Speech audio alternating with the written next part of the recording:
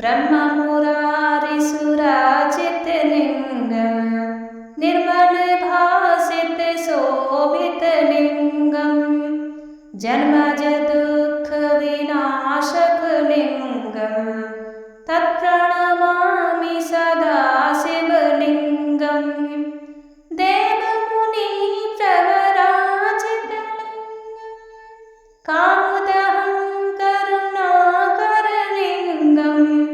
रावणदर्पविनाशनलिङ्गं तत्प्रणमामि सदा शिवलिङ्गं सर्वसुगन्धिसुलेपितलिङ्गं बुद्धिविवर्धनकारणलिङ्गं सिद्धसुरासुरसुरवन्दितलिङ्गं तत्प्रणमामि सदा शिवलिङ्गं कनकमहामणिभूषितलिङ्गं फणिपतिवेष्टितशोभितलिङ्गं दक्षसुयज्ञविनाशनलिङ्गं तत्प्रणमामि सदा शिवलिङ्गं कुङ्कुमचन्दनलेपितलिङ्गं पङ्कजहारसुशोभितलिङ्गं सच्चित्पापविनाशनलिङ्गं तत्प्रणमामि सदा शिवलिङ्गं देवगणैर्चादेवितलिङ्गं भावरभक्तिविरेव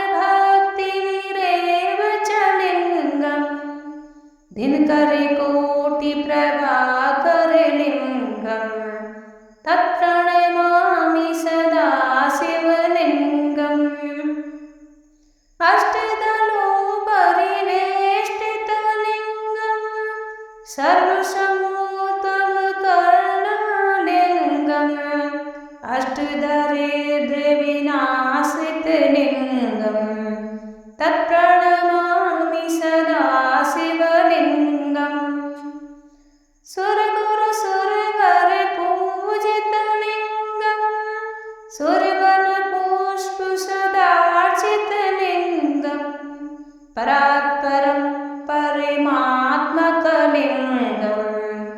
तत्प्रणमामि सदा शिवलिङ्गं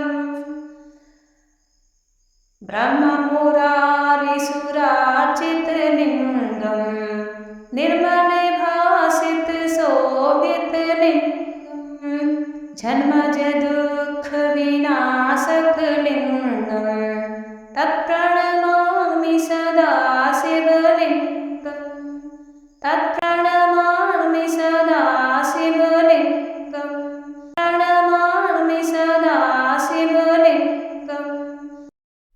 यह अष्टक आदि शंकराचार्य द्वारा लिखा गया है, जो कि स्वयं शिव के अवतार माने जाते हैं।